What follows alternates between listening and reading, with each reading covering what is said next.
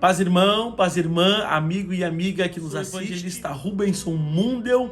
Estou aqui para ministrar a terceira videoaula da Escola Bíblica Dominical na lição dos jovens do terceiro trimestre de 2021.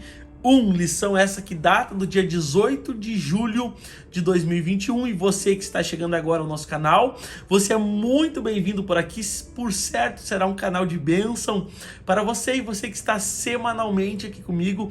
É um privilégio ter você por aqui e para aprendermos juntos da palavra de Deus. Estamos estudando nesse trimestre vigilância, justiça e o culto a Deus. E a lição de número 3 traz por título Joel, o poder do Espírito Santo nos últimos dias. O nosso texto do dia está em Joel 2:28, que diz: E há de ser que, depois, derramarei o meu espírito sobre toda a carne, e vossos filhos e vossas filhas profetizarão, os vossos velhos terão visão.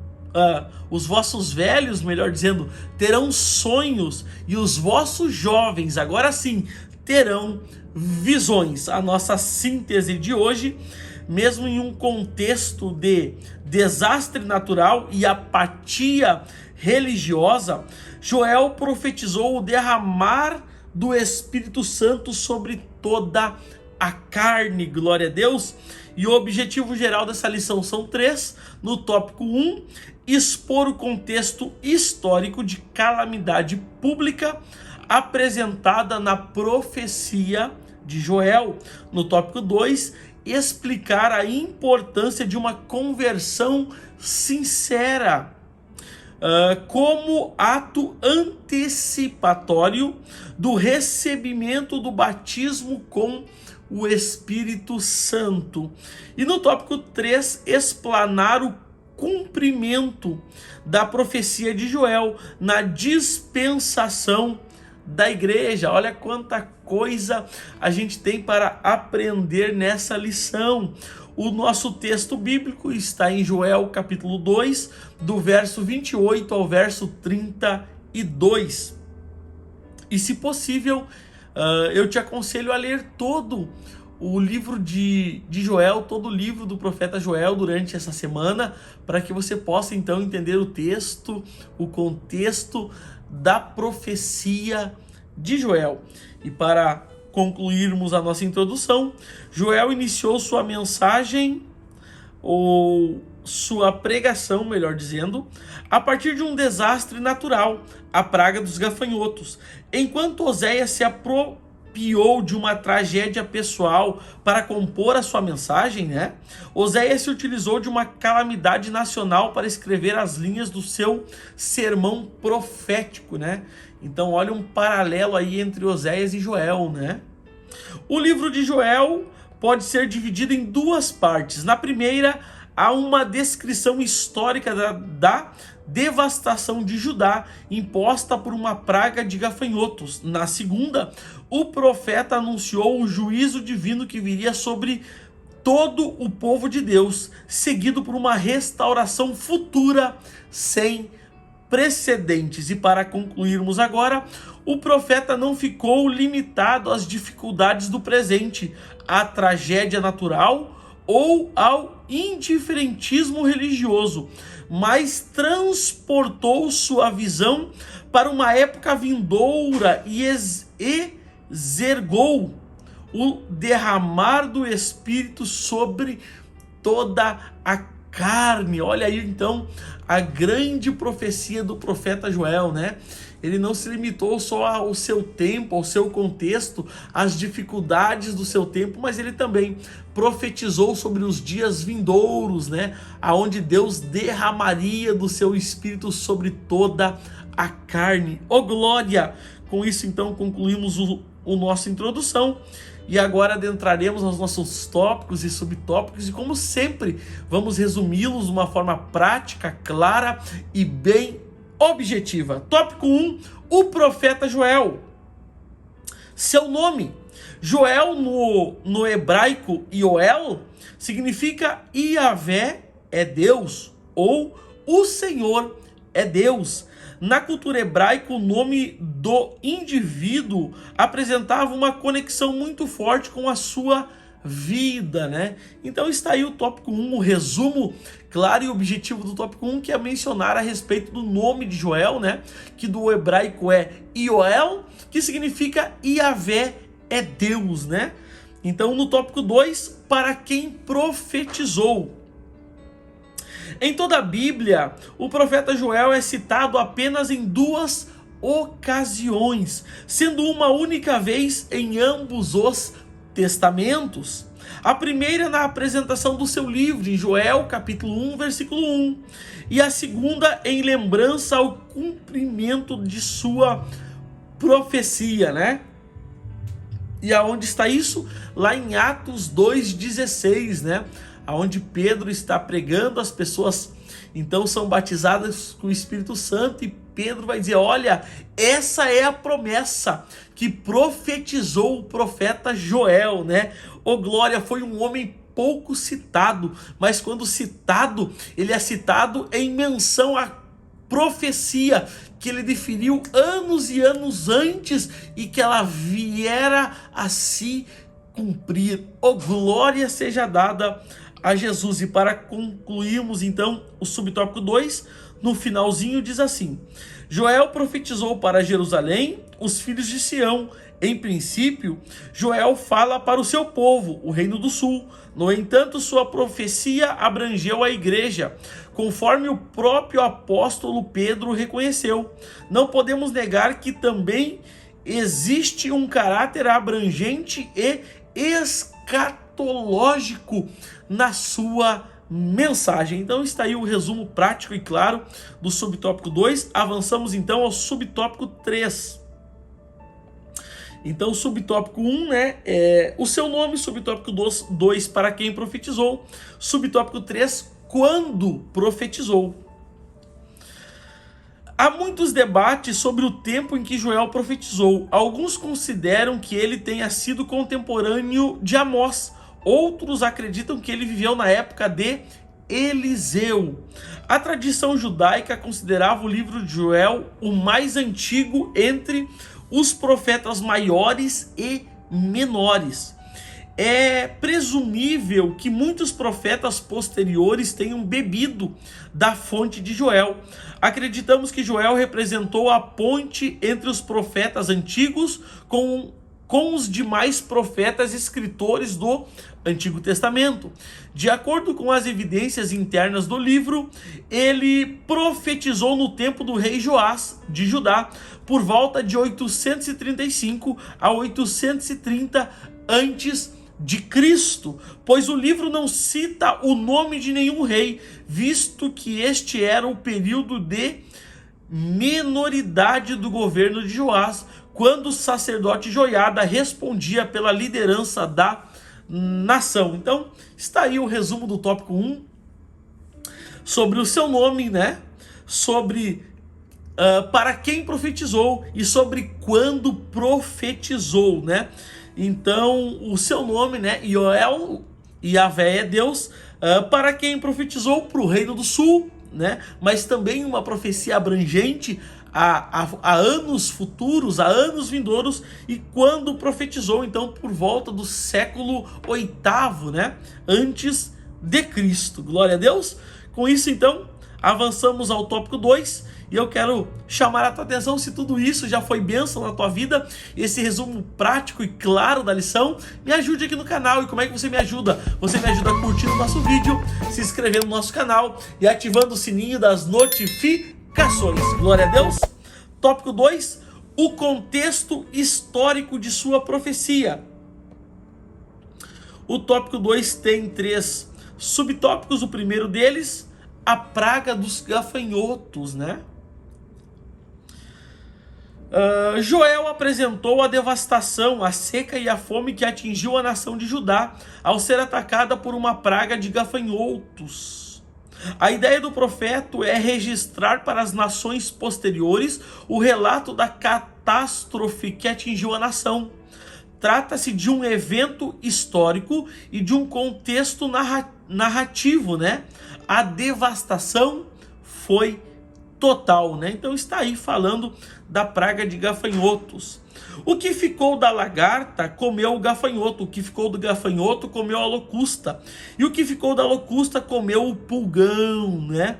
No original hebraico, lagarta, gafanhoto, locusta e pulgão não indicam insetos de diferentes espécies, mas o mesmo inseto, o gafanhoto, em 4 fases de seu desenvolvimento. A lagarta representa o gafanhoto em seu estágio inicial, ao nascer, sem asas, quando apenas consegue roer. O gafanhoto representa o estágio que começa a procriar e se multiplicar. No estágio de locusta, desenvolve asas, mas ainda não voa, apenas salta e já começa a devorar. Ao se tornar pulgão, já está plenamente desenvolvido com as asas completas, né? Então está aí, né? Ele não é 4 animais diferentes, mas é o mesmo animal em 4 estágios diferentes. Judá foi desolada por causa deste ataque de gafanhotos, que em vários estágios de desenvolvimento, o descaso para com Deus precipitou o povo à assolação.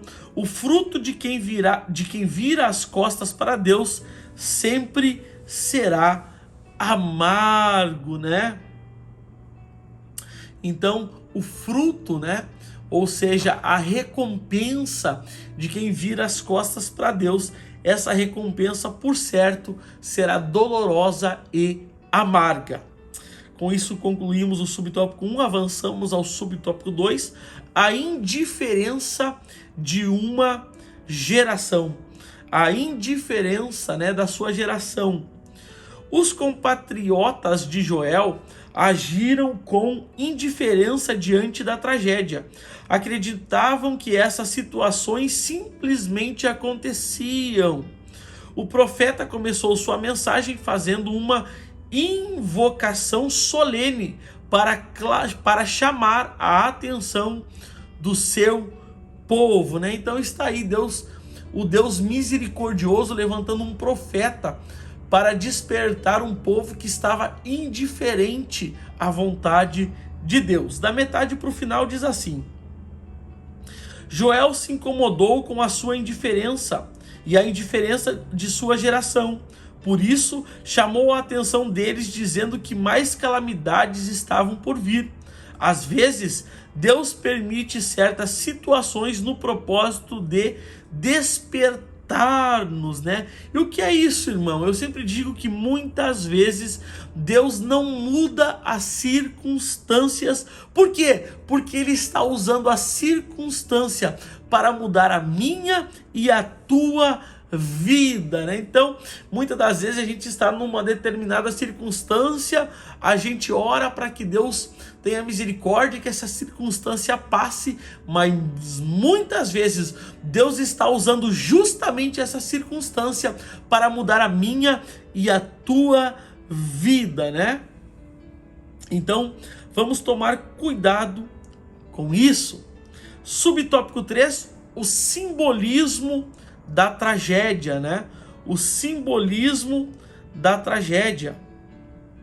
Da metade para o final vai dizer assim: como valentes corriam cada um pelo seu correio, Joel se valeu do simbolismo do ataque dos gafanhotos para prever um ataque militar, como resultado de um juízo divino sobre o povo. Provavelmente o profeta estava se referindo ao futuro ataque da Babilônia.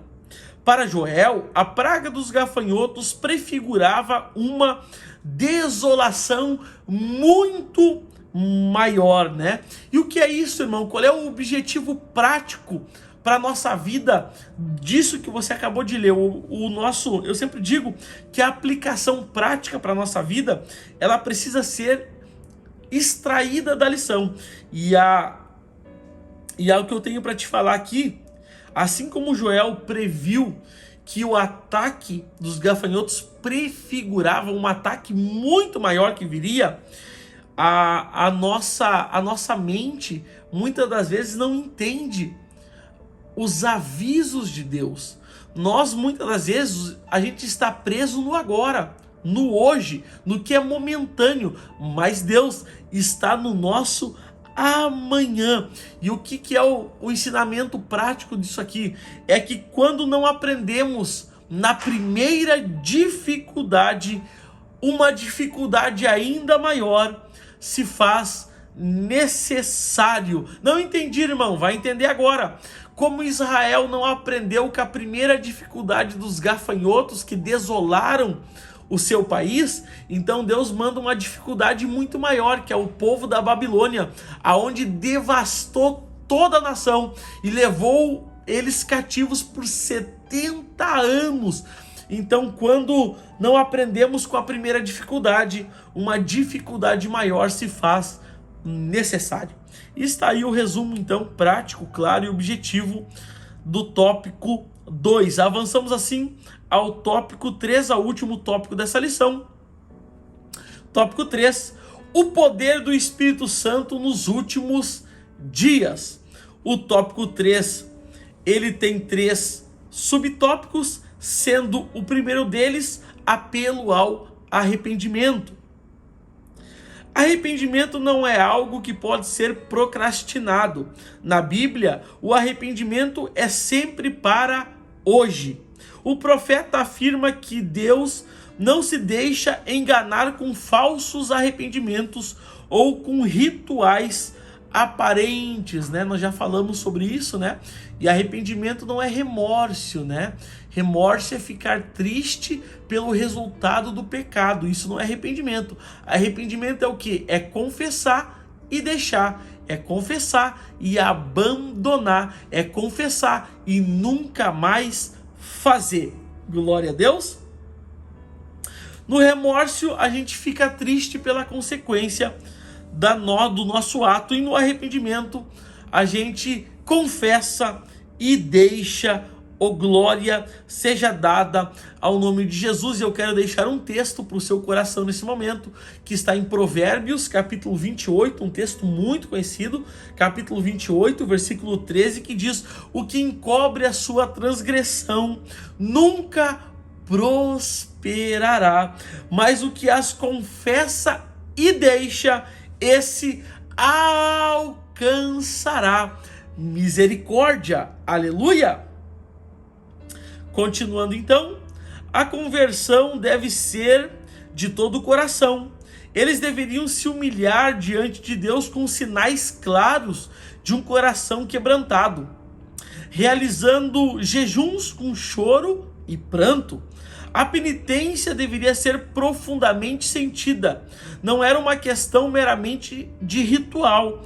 Eles deveriam rasgar o seu coração e não as suas vestes.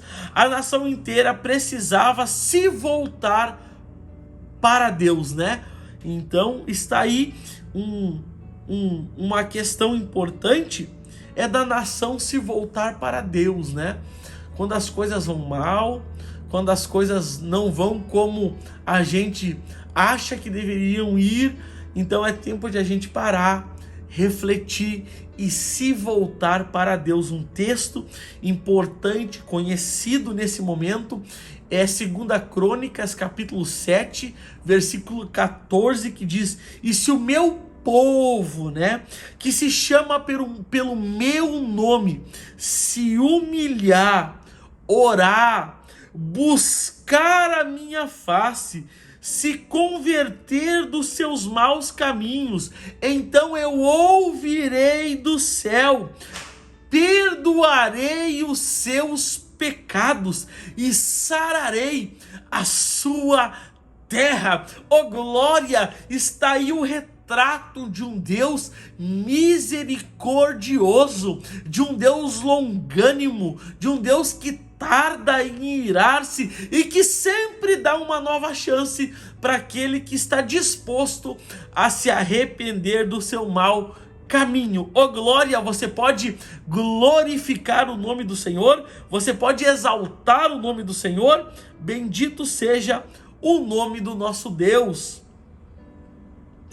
Subtópico 2, bênçãos materiais. O arrependimento muda destinos. Mediante a conversão sincera, Deus prometeu derramar fartura. A resposta viria com a providência dos mantimentos que antes estavam escassos: trigo, vinho e óleo. Deus prometeu agir não apenas como o provedor de recursos, mas também como o protetor do seu povo. Então Deus não é apenas o provedor, mas Ele é o protetor da nossa vida. Deus prometeu ordenar aos recursos naturais, a chuva, tanto a temporã quanto a seródia, e ao próprio desenvolvimento da colheita e do fruto, que fossem derramados na medida correta para trazerem prosperidade sobre Israel. Aqui vemos a bênção ofuscando a tragédia. Deus prometeu restituir os anos de sofrimento. Olha que coisa linda. Toda a restauração tem o propósito de revelar a presença de Deus e fornecer motivos para uma adoração verdadeira e ininterrupta, né? Então está aí, né? Um Deus misericordioso, né? Que tem em seus tesouros recompensas extraordinárias para seus filhos. A Bíblia vai dizer que o nosso Deus é tão bom, mas tão bom que Ele sempre está disposto a abençoar os seus filhos, né? E assim como a gente dá boas dádivas aos nossos filhos sendo maus, imagina quais as dádivas que nosso Pai nos dará, sendo que Ele é bom. Ô glória! Para concluirmos então, Deus sempre deseja nosso bem, entretanto, permite a adversidade como uma alternativa pedagógica para instruir-nos. Precisamos entender que as feridas de Deus nos curam. Não despreze a disciplina divina, pois ela traz em si a voz da instrução, principalmente quando aplicada por um pai amoroso, né? Então a disciplina de Deus, né, é uma forma de demonstração do amor divino, né? E eu sempre digo, eu estou ministrando uma lição de jovens e eu quero falar para você, menino, você menina que me escuta, não fique brabo, não fique irado, não fique irritado, não fique triste, não fique abatido quando o teu pai, a tua mãe, o teu líder, o teu pastor chamar a atenção e te disciplinar, porque a disciplina é uma forma de amor. E eu quero deixar um texto da palavra de Deus que está em Hebreus capítulo 12, versículo 6, que diz: porque o Senhor corrige a quem ama e açoita a qualquer um que receba por filho, né? Então está aí o resumo prático, claro e objetivo do tópico, do subtópico 2, do tópico 3 da nossa lição. Avançamos então ao último subtópico, subtópico 3, o Espírito Santo nos últimos dias. A bênção material vem acompanhado de graça espiritual. Joel profetizou sobre uma nova era inaugurada após o arrependimento. Pedro interpretou esse depois como sendo os últimos dias. Os últimos dias representam um período bem abrangente, que começa com a primeira vinda de Cristo na terra e se encerrará em sua segunda vinda. O derramar do Espírito Santo marca o período da dispensação da igreja. Atualmente, vivemos o cumprimento da profecia de Joel. No Antigo Testamento, somente sacerdotes e profetas recebiam a unção. Todavia, a bênção do Espírito Santo é universal, não só para Israel, mas para todos os povos, homens e mulheres, jovens e velhos, servos e livres. Os efeitos da efusão do Espírito são as profecias, os sonhos e as visões, cujo principal propósito é gerar a nossa edificação. E eu quero concluir essa lição deixando um texto para o seu coração, porque tem muita gente que vive no nosso tempo que prega sobre o cessacionalismo, que são a cessação dos dons na igreja do primeiro século. Muitos dizem que os dons espirituais estão restritos à igreja do primeiro século, mas isso não é verdade, irmão.